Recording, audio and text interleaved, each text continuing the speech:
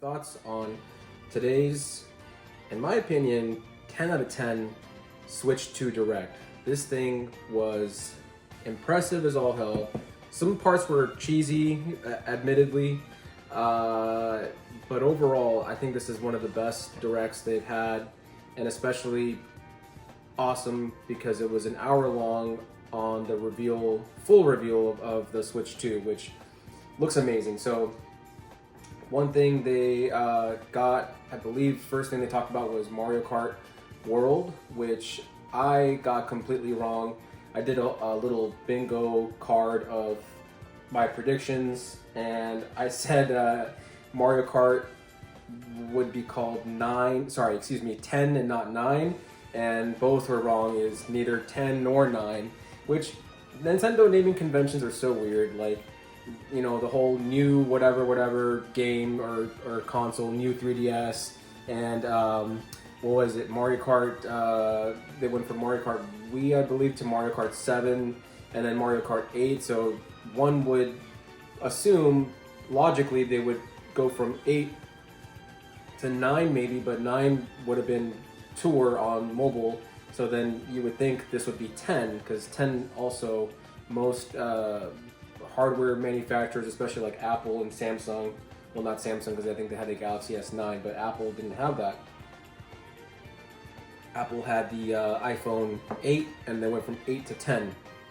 So you would think Nintendo would do something similar because they're also a very similar company to Apple, but it was so funny. But the game looks impressive as all hell. It looks beautiful. Like, yeah, I think the character models could look a bit better. When I first saw the initial bit of gameplay on the first Switch 2 trailer, I thought that the game looked like it could have been a cross-gen game.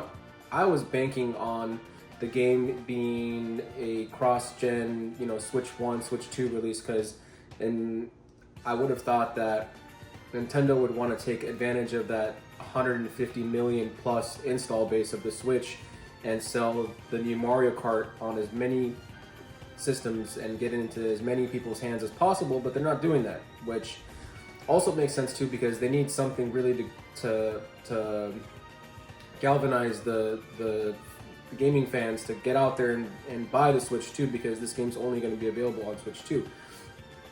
It looked impressive. I have a lot of questions. I saw a little bit of gameplay here and there that looked interesting. How at one point where they were going over the system overview, like the specs and the screen and all that stuff, there was a bit of gameplay in the new Mario Kart where the cart, I forget who you were playing as, I think you were playing as Boo, but the cart is like in the ocean, and rather than going in the water like Mario Kart 8 and 7 and having the little propellers in the back, the cart would like go underwater, and then like because it floats up, it would go up on the wave, and almost like wave race, like you would kind of like glide on the waves, and instead of it being like underwater swimming like those games were, like it looks like your cart turns into a little boat, and it'll like move realistically along the waves, and that looked awesome.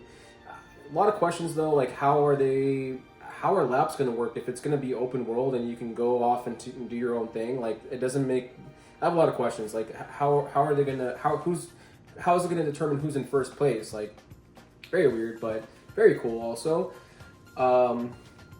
One thing I don't think it needed is to have the tracks not being segmented, how they are traditionally, how they're just one consecutive, like each cup is just one consecutive long track, and then it goes over to the next theme seamlessly, and I don't think I like that. I prefer like a nice what's the word I'm looking for, like a more like closed off little world for each unique track. I think that's better in my opinion, but who knows, it could be amazing. I could absolutely love it when it comes out. And speaking of which, this thing comes out very soon, and like 2 months, it's 2 months away. It comes out on June 5th. That's awesome. I've seen a lot of people's reactions online be super negative. Like, there's a guy I follow on here on YouTube, Nintendo Land. It's like NIN, the number 10 land, or Do Land. And he was crying the whole time. It was so hard to watch. I didn't watch his live stream, thank God. What I did was I was watching Clayton Morris's live stream a bit, and then I watched the presentation just on my big screen TV with my Apple TV. And I was talking to my buddy Furman, who's got a great channel on here, the Collective one. If you want to go look him up, Furman, the Collective one. He's got a great YouTube channel. That's why I'm filming this, because I do want to get more stuff out there. But anyway, that's how I watched the presentation. But I went back and saw, like, for example, Nintendo Land's presentation and or his live stream, and he's just crying the whole time. Like, why are you guys crying? Like, we got such amazing announcements. Like, even things that I wouldn't think that I would be like. If you had told me there's a sequel to Daemon X Machina and I'm gonna want to buy it, like, that's insane. That game looks incredible. It looks so cool. Like, the mech suits, they're not like these. They're almost like just exoskeleton suits. Like, the character is proportioned to his mech. Like, the mech is just the size of the character. It's not like a big robot or like the Skells in Xenoblade. Which, by the way, side note, but I think they should have stuck to the name Dolls, because when Xenoblade Chronicles X was first, like, when they were first going over the game, the mechs in that game were called Dolls, if you guys remember. I think that was a cooler name than Skells. Skells sounds stupid. It sounds like skulls. I don't know. It's weird. Anyway, yeah, that game looked incredible. There was another game that looked really cool by Capcom that was part of, like, the sizzle reel. It looks like it kind of looks like Onimusha with a bit of, like, tower defense, and it's a day one release too. Like, these, I don't understand, because for example, that specific YouTuber, like, he wasn't paying attention to the sizzle reels. Like, we got a lot of really cool announcements in those reels.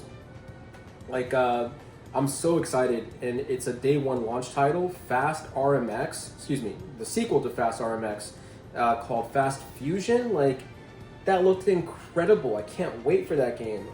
Fast RMX, if you haven't played it, go check it out. Even to this day, it was a launch day on the Switch at launch, and to this day, it has some of the best graphics on that platform. Like, it runs at 1080p, 60 frames per second. The online was not good, but the single player is really good in that game. It's basically like an I would say it's a mix between F-Zero, Wipeout, and Ikaruga.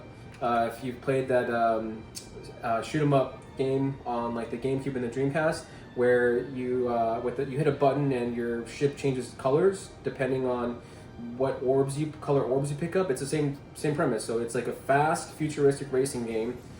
So the game's called Fast also. But you switch colors to pick up from red to blue depending on there's like speed pads that give you a boost if you're a certain color ship. So you can alternate between red and blue. Sorry, excuse me. Yeah, red and blue. And then you pick up a lot of little orbs. The new orbs are cool. Like, even though the gameplay was only like 5 seconds, like, it was enough to hype me the hell up. Like, that looked impressive. Mario Kart looked great. The Switch, the boosted games, like the boost packs or whatever they're called, the Switch 2 packs for games that we have now, like, looked incredible. I thought, like, Breath of the Wild and Tears of the Kingdom, they're going to support HDR, higher textures, 4K resolution. Like, it looked incredible. I think I'm going to say incredible a lot in this video. Bear with me. It looked insanely good. Amazing. It looked any other fucking, what is it called? Adjective you want to use. But people are upset that you're having to pay for these boosted packs. Like, why would you think it's free? Like, they're putting in effort and work and adding so much. Like, the app looked cool, like the little companion app to the new Zelda. Sorry, to the new Zelda upgrades. It looked awesome. Like, being able to, you're in certain rooms and you'll have character voiceovers give you a little bit more context about places in Hyrule, and also in the depths, and it looked awesome. Like, the app, I'm not really one to have, I haven't been one to use the apps that Nintendo released for the current Switch, like the stupid companion apps.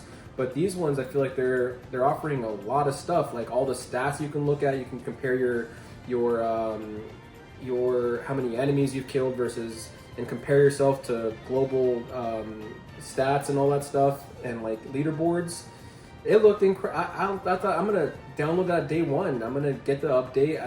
It's probably gonna cost me $10. There are certain games that I've had on the PS4. I had a PS4 copy and I paid $10 for a PS5 upgrade. Like Sony has done it too. I keep seeing people say that Sony doesn't do that, but I've paid $10 for Spider-Man to be upgraded, and I'm pretty sure I also did that for God of War. I didn't play much of that game, but I'm pretty sure I have the PS4 copy, and I paid the $10 upgrade for the PS5, and that's already something that Sony does.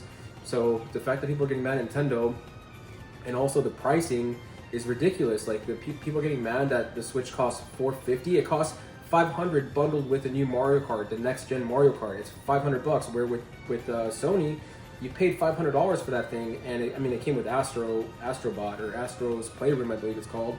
Awesome game, also, by the way. Like I don't understand. I've had friends like message me and be like, "Oh, did you see the price? Did you see the price?" And I'm like, "Dude, like," I asked a buddy of mine, messaged me, and he was like, "It's so expensive," and I'm like, I didn't reply to. All I said was, "Did you buy a PS5 or an Xbox Series X?" ? And he goes, "Yep, I got them both."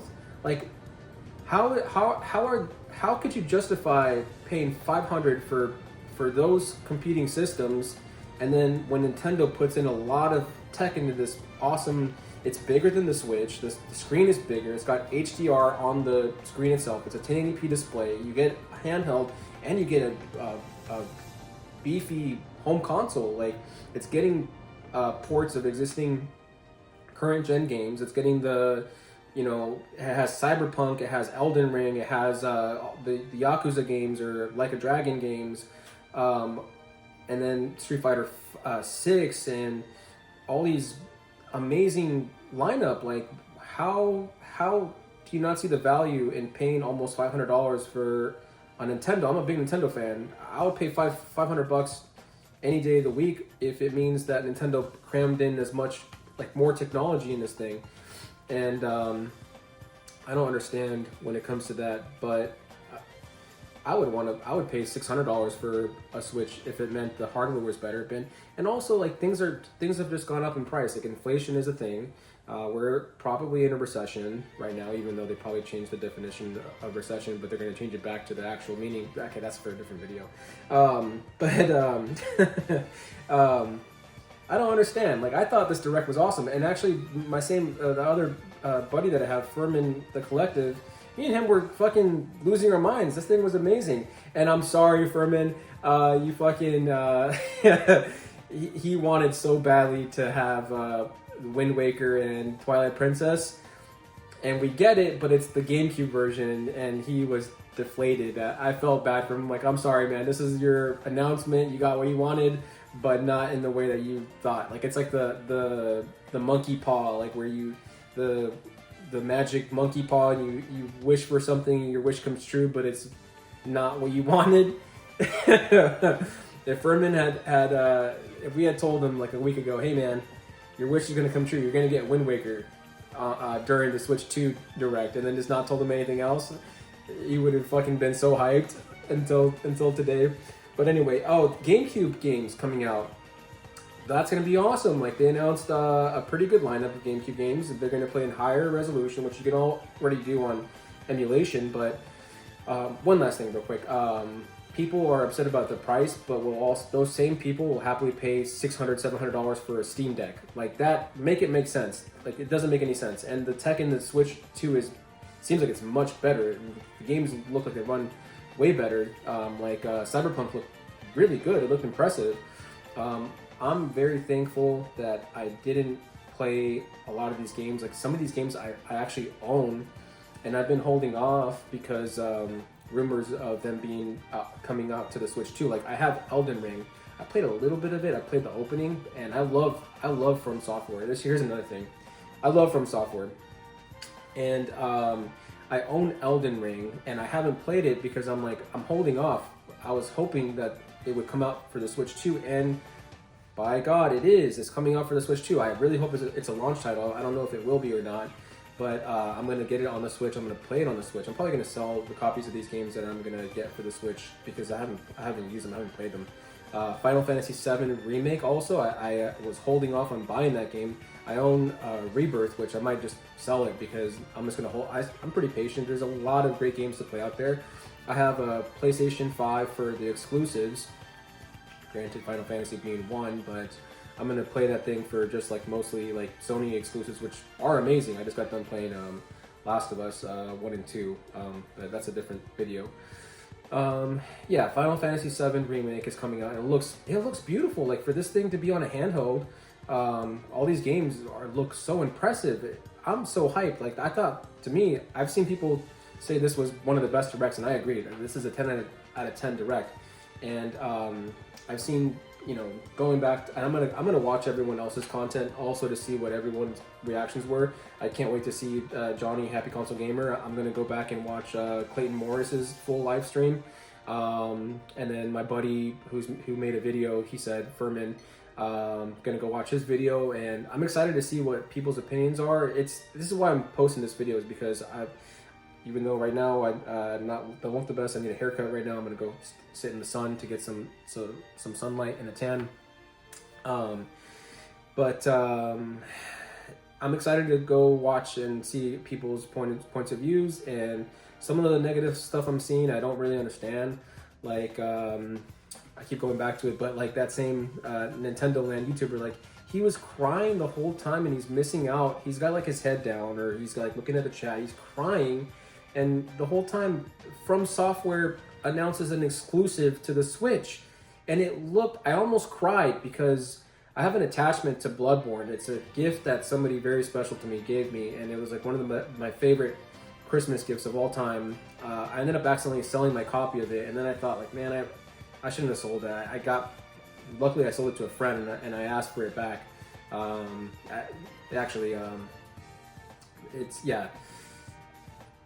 Bloodborne is a special game to me, and I almost cried seeing this game because I'm like, I thought it was Bloodborne 2. I was like giddy, happy, excited.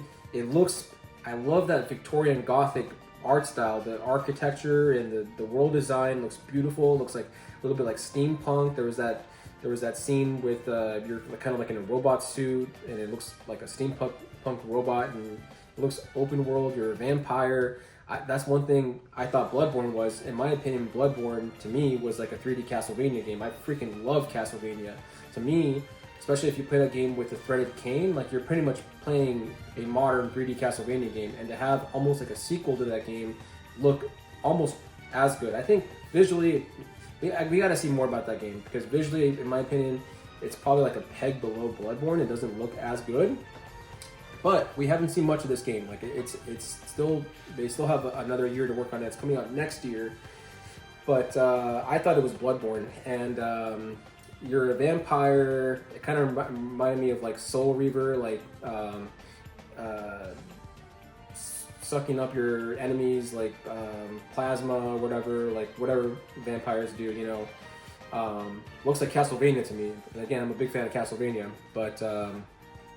Interesting. I thought this whole direct was awesome. Some of the games in the sizzle, like the sizzle reels, like some of them I'm not that excited for, like the woke Ubisoft game, the Star Wars game, like nah. It looked good though. Like if you saw the gameplay, it looked visually, it looked impressive. It looked I don't know, I'd have to see some side-by-side comparison, but it looked like as good as any current gen game. And that's interesting to me also that Nintendo didn't talk about the 4K upscaling feature that has been rumored so heavily that it uses DSSL, something super sampling upscaling technology or whatever. And that's one thing that I was watching Nintendo Life talk about their predictions, and I believe Alex on Nintendo Life, he was right. He said Nintendo's going to gloss over the 4K upscaling. They're not really ones to go in depth about their hardware, about their specs and features and all that stuff. And to that level that mostly like hardcore gamers want to know about. But they're not a company that does that really so much. I just realized there's probably something in my teeth. I was just eating breakfast. But that is one thing that he was right about, that they were going to gloss over it. They didn't really talk about it. You know, they mentioned Metroid Prime 4, you have a 4K 60 frame per second option, and I'm pretty sure that's going to be upscaling. All these games are going to run in 4K because they're being upscaled, and I'm excited. I can't wait. And we're only 2 months away. The fact that people are upset, like, makes no sense to me, because one, this is the first year of this thing coming out. They're not gonna give you 3D Mario. They're not gonna give you the next Zelda. They're not gonna give you the next Smash Bros. They're not gonna give you, you know, the next Splatoon. They're not gonna give you all their. They're not gonna show you all their cards. A lot of these games are still in development. For what we have a Kirby, new Kirby game by Masahiro Sakurai. We have the next Mario Kart and the new Donkey Kong game. Oh my god, I haven't even talked about that. I was a little bit like disappointed in his art style, but then the more I looked at it, it looks more like his traditional design, which, by the way, is one of my favorite designs. I love that old school Donkey Kong design. My cat gets on my desk, and he's not supposed to, but so there's a cat hair on this. But if you can see here, I got back into drawing this year, and here's Donkey Kong. There goes his old school design, and at first I thought, like, I even told Furman, my buddy, I was like, he looks like fucking not Joe Rogan, Seth Rogen. But no, he looks more like his old school design, which is pretty awesome. I'm excited. That game looks impressive as all hell. It looks like it's made by like the main developer that makes like Mario Galaxy, Mario Odyssey. They made Donkey Kong. What is it called? The bongo one, not Donkey Konga. Donkey Kong Jungle Blast, I believe.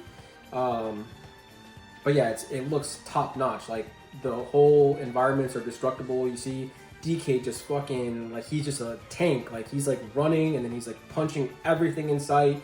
You can dig through, like, punching like walls and break through like almost like you're mining for like gold and stuff in that game. And he's so expressive. Like, his animations look so good. That game looks so good. Like, and it's coming out in July. Like, all these announcements we got, and they're coming, and most of them are coming out either on launch or just within a couple months. Like, I cannot wait. I would throw $500 even without a game day one. There was some kooky, wacky announcements, like the wheelchair thing was so weird. That game looks goofy. It looks terrible. That game looks terrible. Dragon Racers or Dragon something. Dragon Race or I don't know what it's called. The mouse features are cool. The way I sit when I play video games, I have a little like almost like a TV tray, TV food, TV dinner tray thing, little desk next to the couch. And so I'm gonna be able to play a lot of these games with the mouse movement, maybe, because I'm also a big fan of the Pro Controller, which, by the way, leads me to another point. The Pro Controller looked insanely good. Like, the buttons look bigger, the sticks look more comfortable. I'm not a fan really of those back buttons. One moment, let me show you something. A lot of these third-party controllers have like these buttons in the back. I never use these buttons. Like, I think they're in the way almost at times. This is a pretty good controller, by the way. So I'm not going to be using that as much myself, unless they make it easy to program, because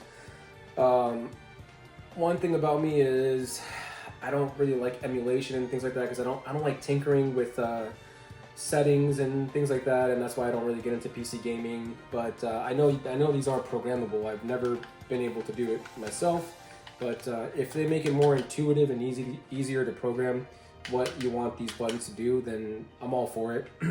The Pro Controller looks sick, so I might not be playing as much with the mouse, with the Joy-Cons detached, because it's going to require playing with the Joy-Con, which the Pro Controller is much better to play games on. And and the whole camera thing too, like it looked pretty good. The only thing is the feed when you're talking to your friends looks very choppy, like they look like they're in 10 frames per second. So that needs some work. But overall, I'm very impressed. I can't wait for this thing. I thought this was a great direct. It was a 10 out of 10 in my opinion. The hardware looks amazing, even though the screen is not OLED. They said it's, I forget the marketing they used, but it's like a higher contrast LCD, and it's a 1080p display, and it has HDR. This thing is gonna be so cool. I cannot wait. I'm gonna be there day one. I guess pre-orders go live on April 9th. So I'm gonna be there day one to pre-order, day one in line to pick up my Switch 2. I can't wait. I'm excited. I'm sad to see a lot of people aren't excited, but also a lot of people are excited. So not to be too negative here and dwell on that, but I can't wait, guys. We're gonna get more games announced. Just be patient. If some of the stuff wasn't announced that you were looking forward to the most, then just be patient. You know, this is the first few months of the machine being revealed and announced. And one thing I want to show you guys that's pretty funny is since excuse me, since Nintendo Life did excuse me, one second guys. Since Nintendo Life did like a bingo sheet prediction for what they thought was going to come out, I did one similar. So here's mine. I don't know if you guys can see. Okay, so here's my bingo sheet, and I'm not recording. Okay, maybe I am recording. I don't know. But I didn't get everything. Anyways, guys, I'm gonna cut the video now. Hopefully, I was recording. I just looked at the camera. I don't think I was recording, but maybe I was. But anyway, guys, I'll put up more videos because I'm excited to talk more about the Switch. I feel like it's going to reinvigorate gaming. It's going to get more people involved, and it's going to be fun. A lot of fun. All right, guys. See you on the next one. Peace out, guys.